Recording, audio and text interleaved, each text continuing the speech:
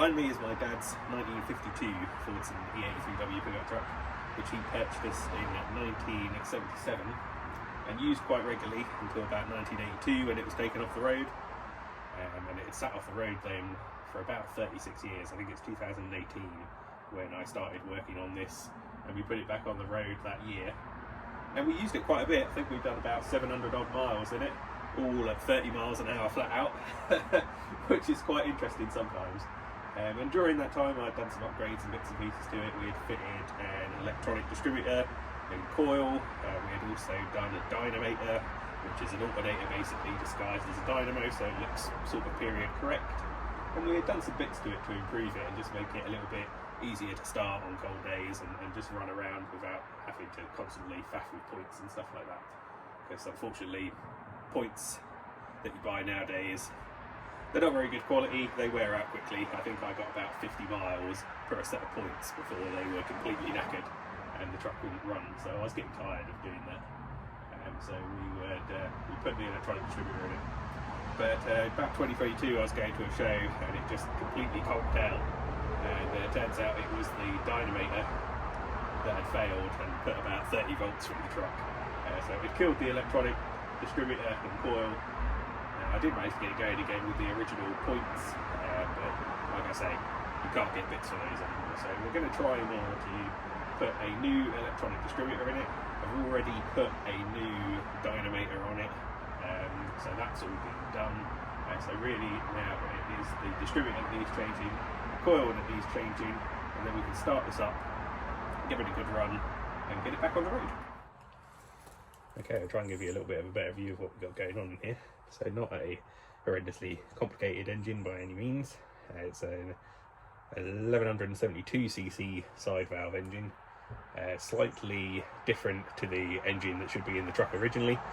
This is a 100E engine, so what you've got for your extra bit of horsepower there, and also a water pump as well, better main bearings, a better engine all around really, and quite a popular conversion once the original engines wore out. So this engine, although it's not original, it's been in the truck probably since the 1960s, because the original engine would have worn out pretty quickly.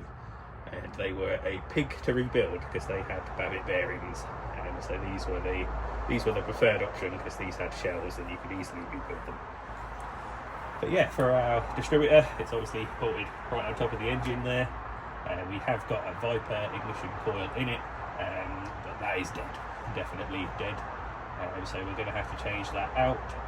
It's a positive earth truck, so we've had to obviously make sure that we get a positive earth distributor and a positive earth coil, which we have got. There'll be a little bit of adjustment here to the wiring needed. I've still got most of that, I think, from the other distributor, and it's an identical one that I'm putting back in. So hopefully it should be a fairly straightforward swap. But yeah, that's a little look at our little tiny engine that we're working on today. Yeah, straightforward stuff. Now this is the original manual I was using when I put this truck together. It's sat on the shelf here in the garage since 2018. But actually timing this engine is really simple, to be fair. We've done the hard work, obviously, it's been running. So the way these are driven is actually a rod that goes right down to the camshaft, and then that drives the distributor, and that has a segment in it which has two, what they refer to in the manual is two Ds. One of them is slightly larger than the other, and the distributor can only go in one way round in theory. So as long as you put it back together with it all pointed in the direction that it came out, your timing should be okay. And when I did the last electronic distributor, it was fine doing it that way, so we should be okay. So we should be able to take this distributor out, pop the new one straight in its place, and we should be thereabouts with the timing, and shouldn't be too bad. So we're going to give that a go and see how we get on this time. It went well last time, but who knows. So one thing we are going to do just before we pull all these plug wires is verify our firing order. So obviously this is how the engine was running last time, so this is how we're going to be putting our new plug wires in. So obviously you can see number 1 there, number 2, number 3 and 4 right over here. Well, you can see what I mean by these fantastic Chinesian parts that are available nowadays. So this is obviously designed for a 100E engine, should bolt straight in to a 100E engine, but it is fouling our head bolt there. So that clamp isn't going to work at all. So we'll have to take that clamp out and see if we can use the original one, I suppose. Jesus. I've got that bracket changed out. Not too bad, so we've got the original one on there now. You can see how vastly different it is. That's 180 degrees apart from each other, and that's a 90, and just interferes with the certain head bolts. Bizarre. But our new problem now is that we barely get any engagement on the shaft. As you can see, this pin here that's driven through to hold this all together, it's too proud and it's fouling on the side of the casting where the distributor goes in. So we're going to try and file that down now and just see if we can get a better fit. It's running, but as you can probably tell, it's not happy. I think alluding to some more of our Chinesium designing. We've got the blanking plate there for the vacuum advance. Obviously doesn't have it, so they blanked it off. But that fouls the throttle assembly. So I can't turn the distributor any further around, and it wants more time in that way. So we're going to have to see how we're going to have to overcome that one.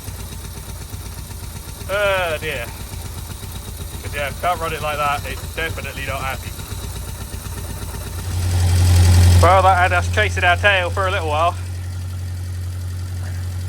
We had absolutely no firing going on at all in the cylinder number 1 or 2.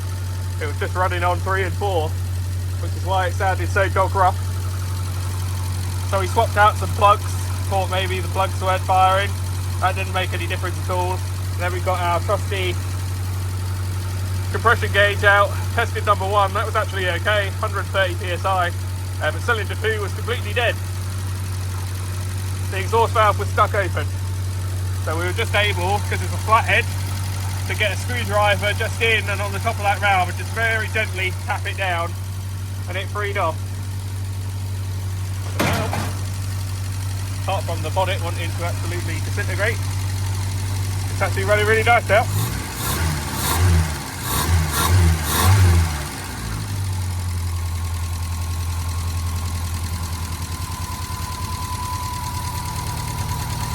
So I think we can go ahead and probably get that cover back on the Advance.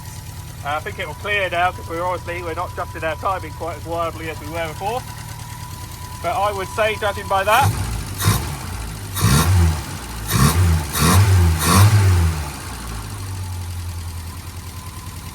actually really quite happy, which is excellent news. So we're a little bit late in the day now, but tomorrow we'll get the Scirocco moved. And we'll get this out of the garage and give it a good proper clean up and give it a bit of a longer run outside. So yeah, she's happy now. So it's probably just worth mentioning this distributor setup is a powerspark unit. Obviously it didn't come with any instructions on wiring at all in the box for some reason. I'm sure my last one did, but it's quite simple really. You've got 2 wires that come off of the electronic distributor. One's white, one's black. White is your 12 volts, so that needs to be a switch live, and then the black goes to, on this case, because it's a positive earth car, the negative side of the Viper coil, and the positive side of the Viper coil goes to ground. So you can see I've got that grounded there.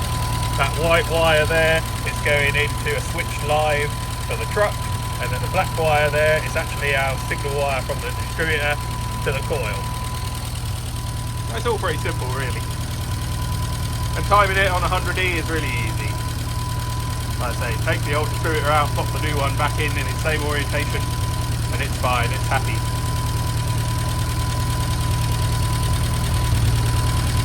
So yeah, we go for about 20 minutes now. Beforehand with the old points ignition system, I just couldn't get a coil that was any good anymore. I had a couple and they were just 20 minutes of idling, coil got hot, lost spark. So although I'm a man of originality really, with this sort of setup, if I was to spray that coil black, the average Joe wouldn't know what they were looking at.